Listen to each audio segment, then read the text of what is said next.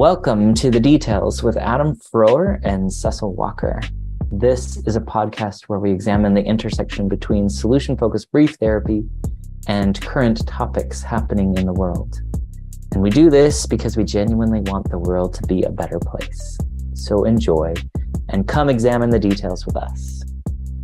So, Cecil, today we're entering into, I guess not necessarily today, but this is a season of holidays, multiple different holidays. We're moving into the season of Hanukkah's coming up, Christmas is coming up, Kwanzaa is coming up, New Year's is coming up. We have all kinds of holidays.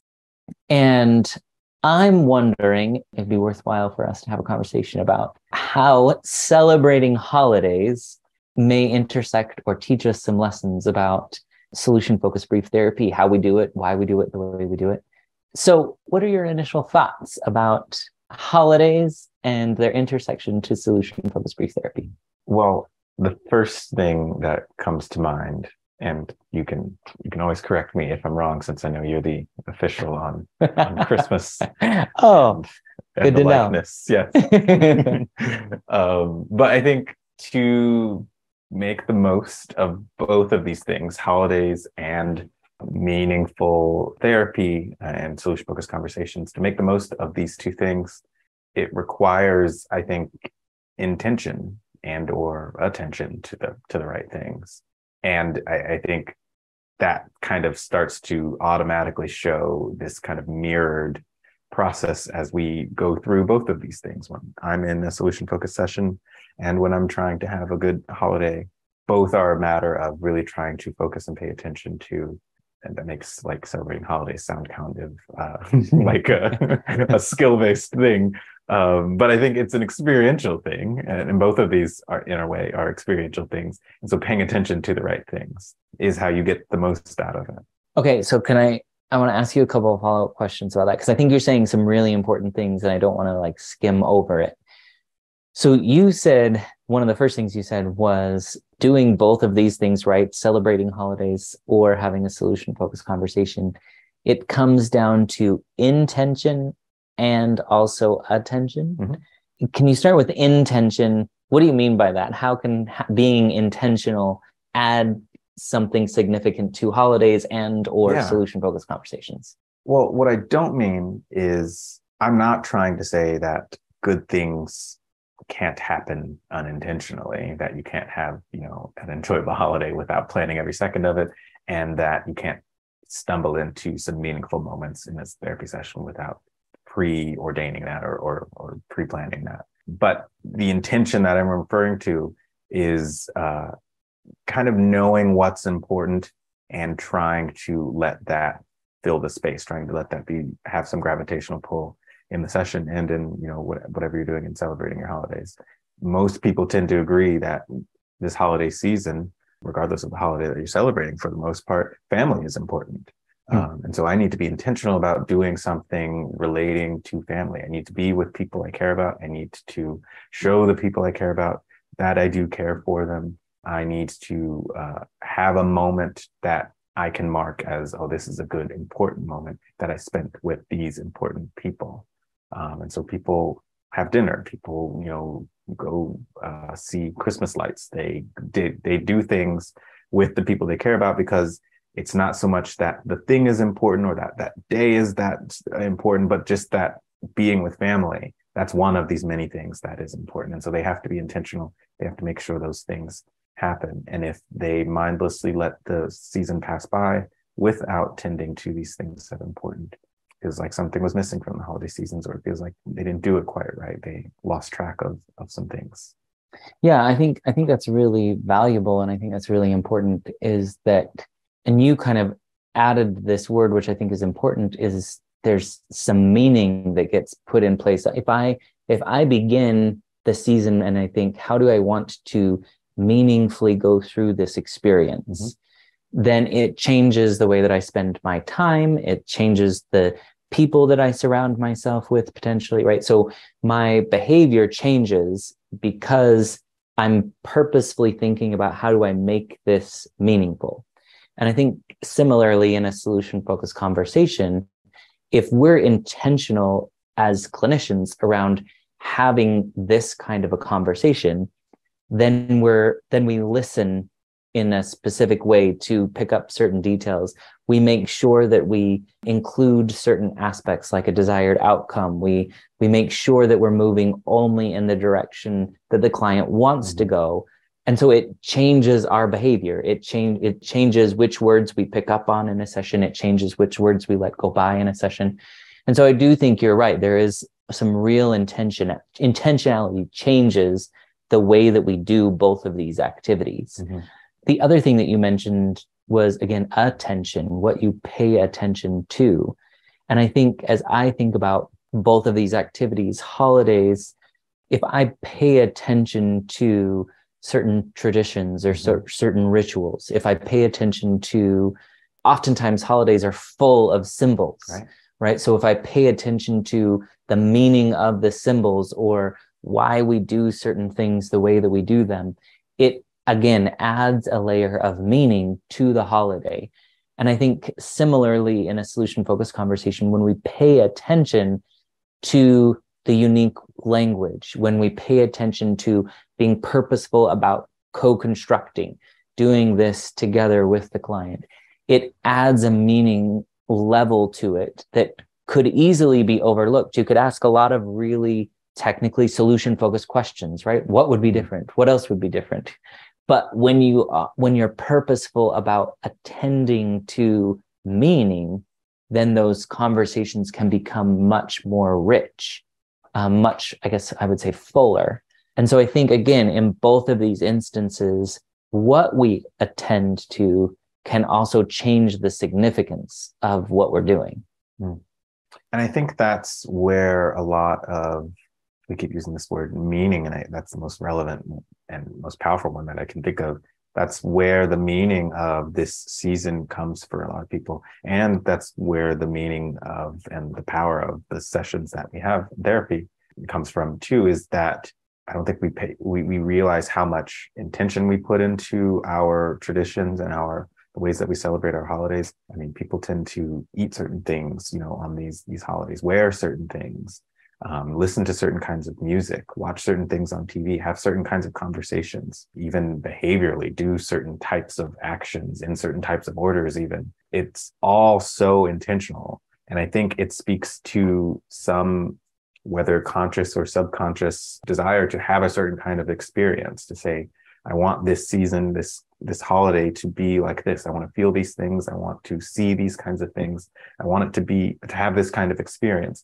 And that's all we're really doing in session too, is we're saying, you tell me the details of the kind of experience you want to go through, the transformation you want to see, the kind of way you want to see this thing laying itself out when you have your desired outcome. And we can see how powerful that is and how much of a difference that makes to us, how many good feelings that can bring when we do that with these holidays.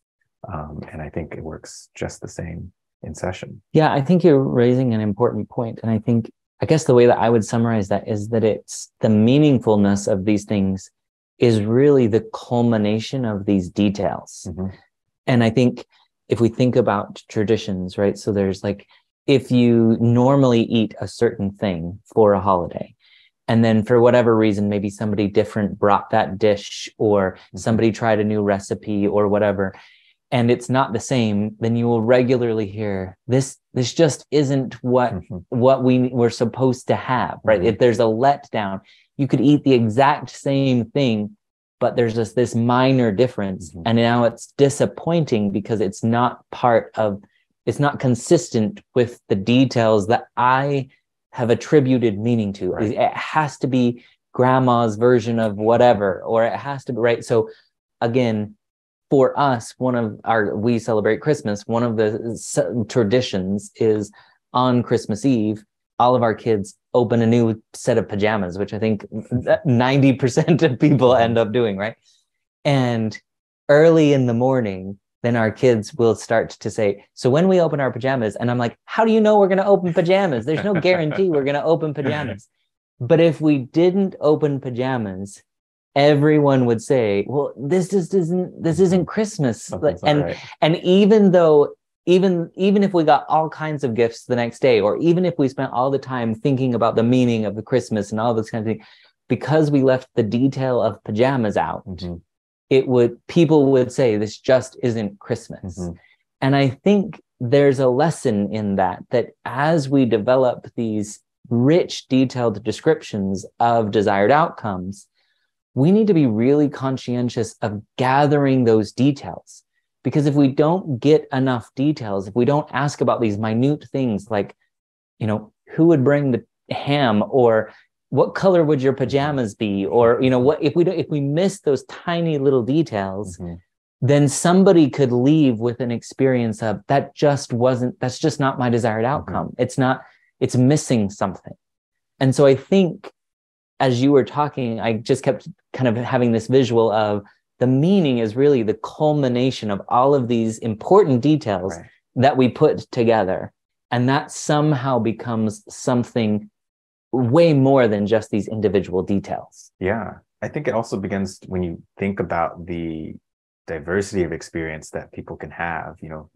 Millions, maybe even billions of people celebrate some of the same holidays at the same time. But like you're saying, have these different details that they might use to orient them towards the kind of experience that they're having with this. And it can be so wildly different, even though everyone, for the most part, is trying to catch some similar type of, this is meaningful and I want to accomplish some purposeful thing in celebrating this holiday in the ways that I celebrate. I've had several friends over the years who I know celebrate Christmas on Christmas Eve. And that's the day where everything festive happens. Their big dinner, their time with their family, the gifts, all of it happens Christmas Eve. And that day is sacred, maybe quite literally religiously sacred, or even just, this is the time I'm going to spend with my family and loved ones, and nothing else is going to happen on this day. And then Christmas Day is just like a Saturday to them. They just, hang out and do whatever they want, run some errands maybe. But to me, to my family, Christmas Day was that. And so the things that I heard my friends doing on Christmas Day, I didn't even know. I had friends who would say, we're going to go see a movie or something on Christmas Day. I didn't know movie theaters are open. You can do that. Go see a movie. We're all preparing dinner, and we're all exchanging gifts and doing all the things that we do that, seems to us to be most appropriate for Christmas on Christmas Day. And so even though I think this kind of similar thing happens to us in therapy, at least as clinicians, we have to be aware of the assumptions that we might make about, oh, this person said they want the joy of Christmas. Well, I'll tell them what the joy of Christmas is. I'll tell them how to get that. I'll steer them in the right direction of how to properly celebrate this, or what that experience should be like, because I've found it myself and I've helped other people find it. And even though we might feel like we're so sure of it, that we know this good thing and can help them get that good thing, this just a minefield of assumptions that we might make that really doesn't speak to actually the specific joy that they want. Like, you didn't use the word joy, but for your family, opening your new pajamas on Christmas Eve is a huge part of the picture, apparently. And if someone was trying to tell your family how to have the perfect Christmas and they left that part out, that wouldn't be relevant to them. That wouldn't speak to them in the ways that they really were trying to get the right glimpse of Christmas. Yeah, I think one of the other things that stands out to me about that is letting people make meaning of the celebration or of the conversation on their own, right? I think sometimes in therapy, there's a temptation to say hey, did you notice that you said such and such? That seems like something really important to you. Or even to say, as you were talking, some of the things that stood out to me were this, or this, or man, I'm so impressed that you could do that, right? So there's this temptation to infuse my meaning making by either complimenting or highlighting things that stood out to me as significant. And the risk of doing that is that I actually might overlook what's meaningful to them. I could easily see somebody talking, like you mentioned, about Christmas and not describing pajamas the night before, right? That seems like a meaningless detail. But again, if my children don't wake up wearing those pajamas and unwrap their presents in those pajamas, something is different about Christmas. They would recognize that. So I think we need to let people make meaning of these conversations, but also make meaning of their holidays. We can't even really make assumptions around what Christmas means to one person is the same as what Christmas means to another, or what Kwanzaa means to one family is what Kwanzaa means to another family. And so I think in some sense, even though we have these commonalities, we as clinicians need to be really careful about asking clarifying questions, asking questions, detailed questions, instead of making assumptions around, oh, you're that kind of person. That means this set of questions is the right set of questions for you. I think we have a lot to learn from the individual ways that we celebrate holidays. Yeah. I don't know what the word is. Maybe it's an appreciation. Maybe it's a humility, something like we've talked about this a bit before, that way of humbling yourself to fit into the tapestry of understandings around you, that you have your source of meaning and your definitions of what's important. And that can sit very well next to someone else's set of meaningful things and understandings. And it's a curiosity for those things that leaves you open to exploring that. But that's exactly what it is exploring it, asking questions about it, and not trying to define it or say it for yourself to that person in any kind of way. Yeah. And I think in addition to that, and we've talked a little bit about this too, is like you can add richness and meaning in the questions you ask, right? So if somebody is explaining to you like the symbolisms or their traditions or their rituals around a particular holiday, one of the questions that you could easily ask is like, what does it mean to you to be able to celebrate in this way or to participate in that ritual? And you're going to get an entirely different set of answers rather than like, why do you do that? Or what does that mean? Or, right. So you can ask about the same details with different layers of meaning. And I think that's another lesson, I think, in solution-focused brief therapy of like, you can ask like, what difference would that make? Or you could ask a question of like, what does it mean to you to experience that kind of difference? And I think, again, it adds this richness to the experience. If you can contemplate the concepts on each of those different levels. Well, I'm always thinking about, where does doing such and such thing get us? If we can do this well and do this right, what's the price for that thing? What's the, the outcome for that thing? And so for these two things, we're talking about, solution focused therapy, and we're talking about celebrating holidays. When we do these things, quote, right, when we do them well, what does that get us? Where do we end up in the end when we've done these things well?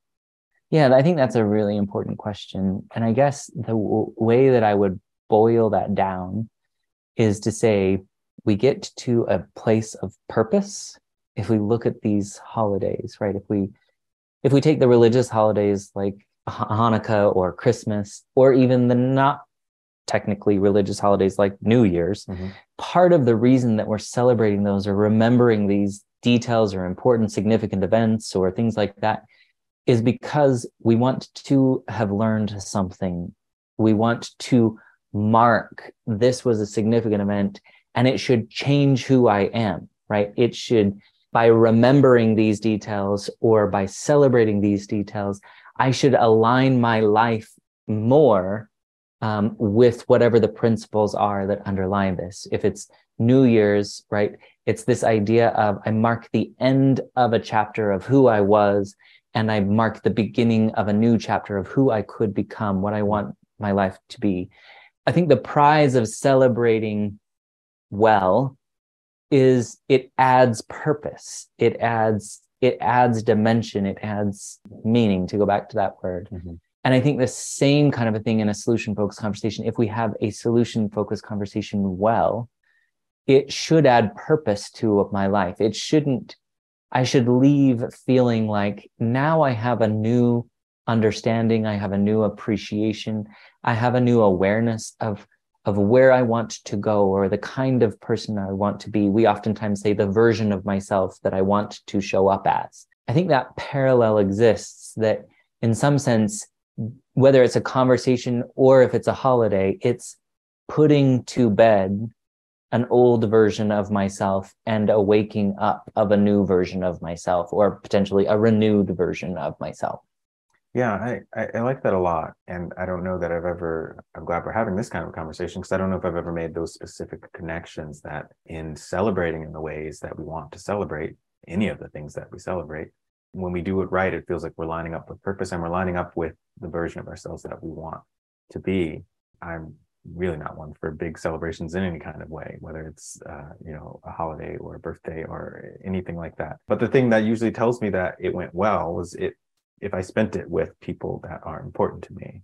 And when I look back and see that, that kind of says like, oh, that was a good day, that was a good Christmas, that was good New Year's, because I got to spend meaningful time with these meaningful people. And I think that kind of shows that, well, the kind of person that apparently I want to be is the kind of person who values the relationships that are in my life, the kind of person who puts that at the top of the list rather than any of the other things that could surface during the holiday season, because none of those things are the things that I remember really. So obviously those aren't the things that are important. But I think that's a great way to look at really anything that we accomplish, I guess. But here in this specific example is celebrating the holidays that we celebrate. What's important to us in terms of who is it that we're trying to be, which version of ourselves we're trying to be, and how that relates to, then how now are we measuring how well we accomplish that, how close to that we get. Yeah. And what I really love about the holiday season, right, is that it turns into oftentimes a time of reflection to say, like, where have I been? Where do I have the potential to go? And I think hopefully solution-focused conversations give people that same moment of reflection to look at their history, say, what have I learned that's valuable, to design a desired outcome, a preferred future that says, this is the kind of person that I want to be. And so I hope as people listen to this, it will add to the meaning of their time of year. This podcast is sponsored by the Solution Focused Universe, a global community dedicated to the growth of professionals who want to master the solution-focused approach. SFU is home to the world's largest library of solution-focused material, which is updated on a monthly basis. Join fellow community members and solution-focused leaders in coaching calls and private Facebook groups to discuss anything and everything related to the solution-focused brief therapy.